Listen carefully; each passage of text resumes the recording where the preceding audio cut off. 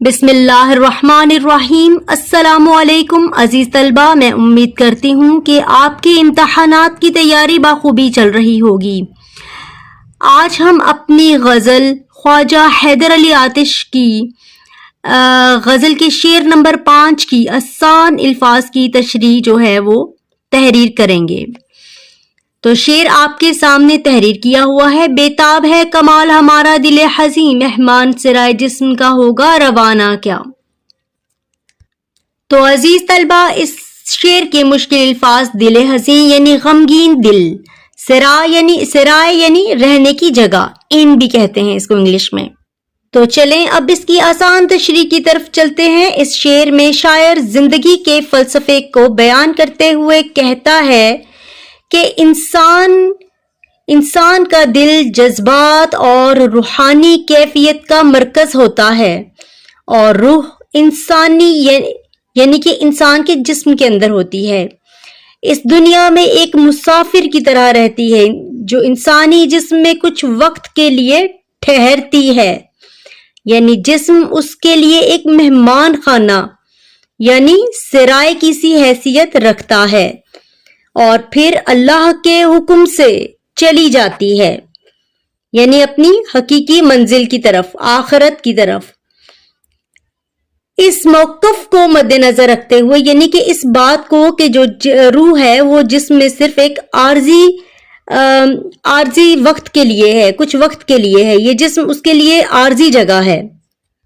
تو اسی موقف کو مد نظر رکھتے ہوئے شاعر اپنی کیفیت بیان کرتے ہوئے کہتا ہے کہ اپنی تمام تر خوبیوں اور طاقتوں کے باوجود دکھ اور مایوسی کا شکار ہوں۔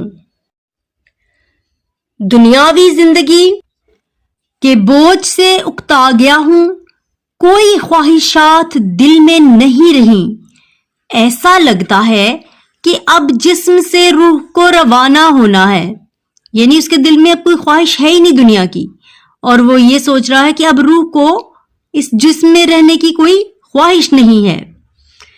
شاعر اس شعر کے ذریعے انسان کو باور کروانا چاہتا ہے، باور کا مطلب سمجھانا چاہتا ہے کہ دنیا کی لذتوں میں کھو کر انسان کو اپنے خالق حقیقی اور اپنے مقاصد کو نہیں بھولنا چاہیے، کیونکہ یہ دنیا عارضی ٹھکانہ ہے اور ہمیں آخرت کی طرف لوٹ کر اپنے رب کو جواب دہ ہونا ہے۔ تو یہ تھی شعر نمبر 5 کی آسان الفاظ کی تشریح۔ اب چلتے ہیں شعر نمبر 6 کی طرف۔ شعر نمبر 6۔ یوں مدعی حسد سے نہ دے داد تو نہ دے، آتش غزل یہ تو نے کہی عاشقانہ کیا۔ اچھا، اس شعر میں شاعر نا حاسدین کے حسد سے مخاطب ہے۔ وہ کہتا ہے اگر میری کوئی چیز اچھی ہے اور میرے حاسدین جو ہے وہ حسد میں آ کر جو ہے وہ تعریف نہیں کر رہے تو نہ کرے، مجھے تو پتا ہے کہ میں نے کام بہت اچھا کیا ہے، میں نے تو بہت اچھی غزل لکھی ہے۔ اور ویسے بھی یہ آج کل ایک دنیا نے اپنا وتیرہ بنا لیا ہے، وہ کبھی بھی جب آپ کوئی کام اچھا کرتے ہو یا اچھے لگ رہے ہو وہ آپ کی کبھی تعریف نہیں کریں گے، جب آپ کوئی کام غلط کر رہے ہوتے ہو تو آپ کی تعریف ضرور ہوتی ہے۔ یہ حاسدین کا اصول ہے، ٹھیک ہے۔ تو چلیں جی، اس کے جو مشکل الفاظ ہیں وہ ہے مدعی یعنی کہ دعویٰ کرنے والا، عاشقانہ یعنی عاشقوں جیسا۔ یہ تو مطلب بڑی اچھی طرح سے آپ کو سمجھ آ جانا ہے۔ تو چلیں جی، اس کی آسان تشریح کی طرف چلتے ہیں۔ اس شعر میں شاعر کہتے ہیں کہ میں نے ایک بہت ہی باکمال عاشقانہ غزل لکھی جو عشق و محبت کے جذبات و موضوعات سے بھری ہوئی ہے۔